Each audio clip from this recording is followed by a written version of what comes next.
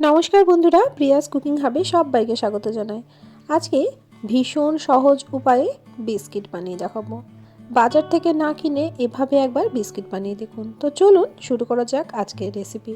তো সবার প্রথমে আমি এখানে মেজারিং কাপের 1 কাপ দিয়ে দিয়েছি জল, আর কড়াইটা চাপিয়ে দিয়ে গ্যাসের ফ্লেমটা আমি একদম লোতে করে রেখেছি। আমি মেজারিং কাপ মেপে ব্যবহার করছি, আপনারা যে কোনো চায়ের কাপ অথবা বাটির মাপ করেও কিন্তু করে নিতে পারেন।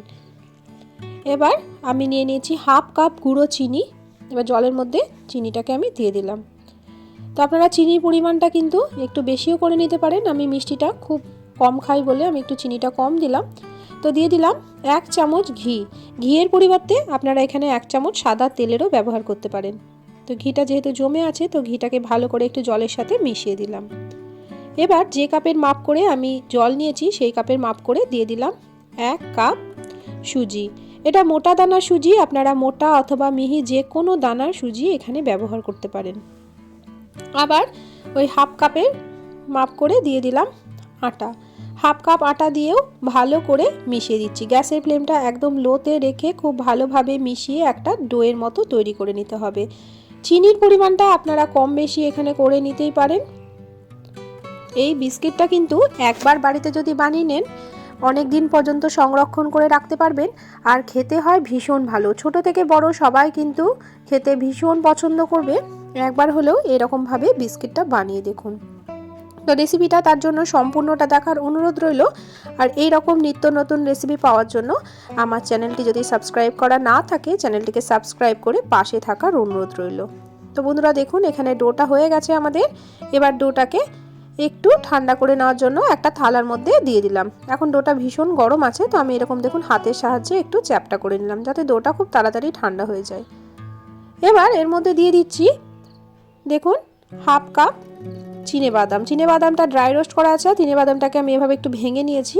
চিনেবাদামটা ড্রাই রোস্ট করে মিক্সির মধ্যে একটু হালকা করে ঘুরিয়ে দিয়েছিলাম, এরকমভাবে ভেঙে গেছে। তো আপনারা চিনেবাদামের পরিবর্তে আপনাদের পছন্দ মতো যে কোনো ড্রাই ফ্রুট এখানে দিতে পারেন। এরপর দিয়ে দিলাম 1.5 চামচ সাদা তিল। সাদা তিলটা দিলে খেতে ভীষণ ভালো লাগে, ভীষণ মুচমুচে হয়। আর এখানে দিয়ে দিচ্ছি ডেসিকেটেড কোকোনাট, মানে শুকনো নারকেলের গুঁড়ো। তো শুকনো নারকেলের গুঁড়োটাও আমি 2 চামচ মতো দিয়ে দিলাম। খুব সামান্য একটু খাবার সোডা এর মধ্যে দিয়ে দিলাম। খাবার সোডাটা ভীষণ কম দেবেন, বেশি কিন্তু দেবেন না, একদম সামান্য 1 পিঞ্চ মতো দিয়ে দেবেন। এবার এই গরম গরম অবস্থাতে এটাকে খুব ভালো করে মেখে নিচ্ছি। হাত সহ্য করার মতো গরম অবস্থাতেই মাখতে হবে, খুব বেশি গরমে মাখা যাবে না, তখন হাতটা পুড়ে যাবে। আপনারা আপনাদের পছন্দ মতো যে কোনো ড্রাই ফ্রুট কিন্তু এখানে ব্যবহার করতে পারেন। এখানে আমন্ডের কুচিও দিতে পারেন, ভীষণ ভালো লাগে খেতে। তো আমার হাতের কাছে এই চিনে বাদামটা ছিল, তো তার জন্য আমি চিনে বাদামটাকে ড্রাই রোস্ট করে দিয়ে দিয়েছি। ভীষণ ভালো লাগে খেতে, এভাবে বানিয়ে একবার দেখবেন। আর এরকমভাবে বিস্কিট বানিয়ে আপনারা কিন্তু বাচ্চাদেরকেও দিতে পারেন। আর বিকেলবেলায় চায়ের সাথে কিন্তু অনায়াসে এরকমভাবে বানিয়ে খেতে পারেন। যখনই খিদে পাবে তখন কিন্তু এরকম বিস্কিট হাতের কাছে থাকলে খেতে কিন্তু ভীষণ ভালো লাগে। এভাবে একটু সময় নিয়ে হাতের সাহায্যে খুব ভালো করে এই ডোটাকে একটু মেখে নিতে হবে, যাতে ড্রাই ফ্রুটসগুলো খুব ভালোভাবে ডোয়ের মধ্যে ঢুকে যেতে পারে। আর আপনাদের কাছে যদি নারকেলের গুঁড়ো না থাকে, যদি আপনারা নারকেল কোড়া ব্যবহার করেন, তাহলে সেক্ষেত্রে যখন ডোটা তৈরি করবেন জলের মধ্যে তখনই কিন্তু নারকেল কোড়াটা দিয়ে দেবেন।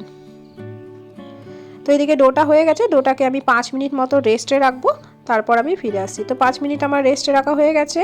এবার একটা এরকম চপিং বোর্ড নিয়ে চলে এসেছি। এবার চপিং বোর্ডের মধ্যে এরকমভাবে লম্বা করে ডোটাকে আমি দিয়ে দিলাম।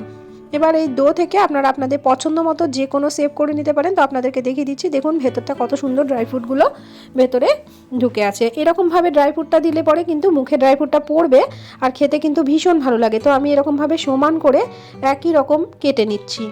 তো আপনারা আপনাদের পছন্দ মতো যে কোনো শেপে কিন্তু এটা কেটে নিতে পারেন। তো আমি এরকমভাবে কেটে নিলাম সবগুলোকে।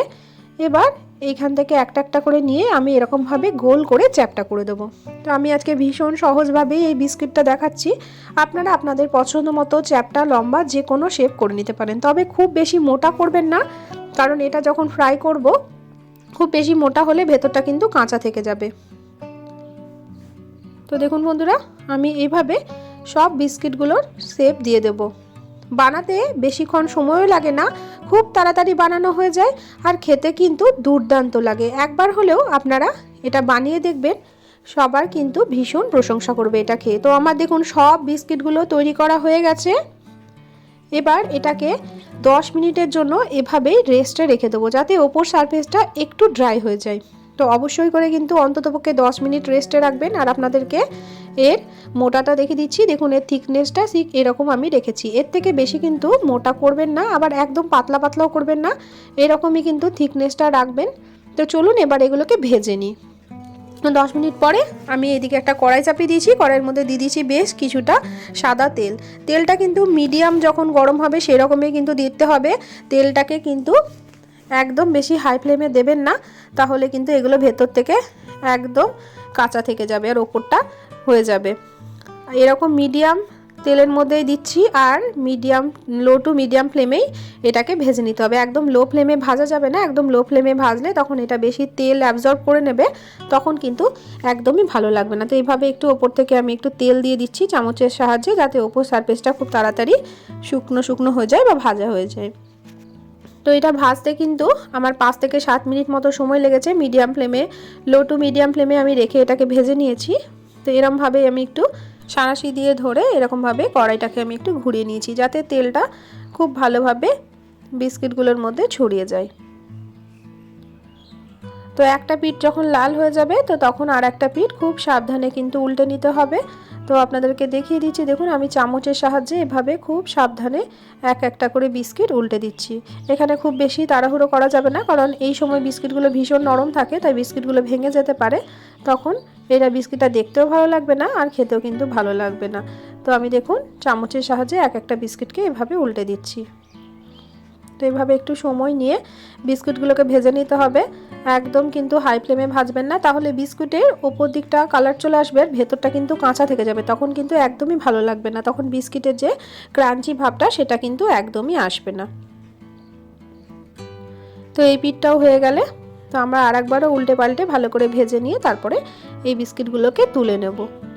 তো বিস্কিটটা প্রথম পর্যায়ে যখন তেল থেকে তুলে নেবেন তখন কিন্তু খুব বেশি ক্রাঞ্চি থাকবে না, যতটা ঠান্ডা হবে তত কিন্তু বিস্কুটটা একদম মুচমুচে আর খাস্তা হয়ে যাবে।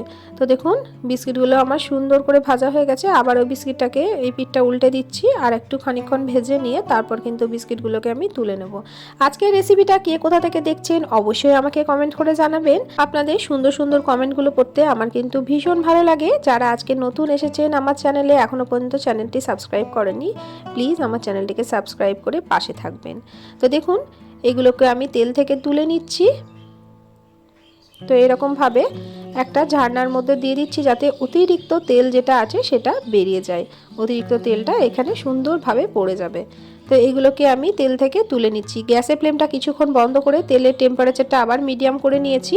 তো আবার গ্যাসের ফ্লেমটাকে অন করে দিয়ে লো টু মিডিয়াম ফ্লেমে আবারও একই রকমভাবে সেকেন্ড ব্যাচটা আমি ভেজে নেব।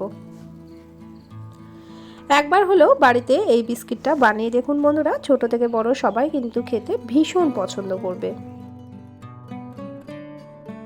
তো এটাও আমার ভাজা হয়ে গেছে। একই রকম ভাবে এটাকে আবারও উল্টে দিচ্ছি।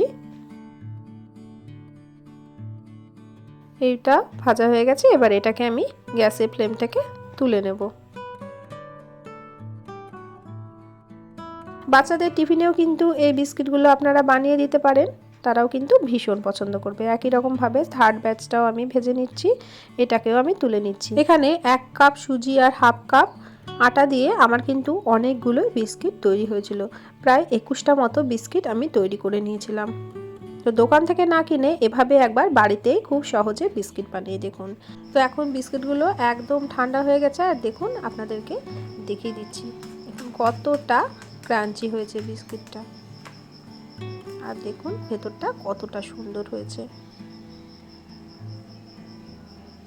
দুর্দান্ত স্বাদের হয় এই বিস্কিটটা, অবশ্যই একবার বাড়িতে আপনারা ট্রাই করে দেখুন।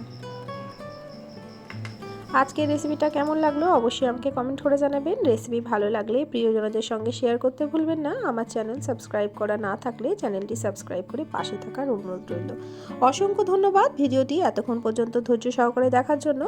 পুরনো বন্ধু নতুন বন্ধু সকলকে অসংখ্য ধন্যবাদ জানিয়ে আজকের রেসিপিটি আমি এখানেই শেষ করলাম। সবাই ভালো থাকবেন, সুস্থ থাকবেন, সাবধানে থাকবেন।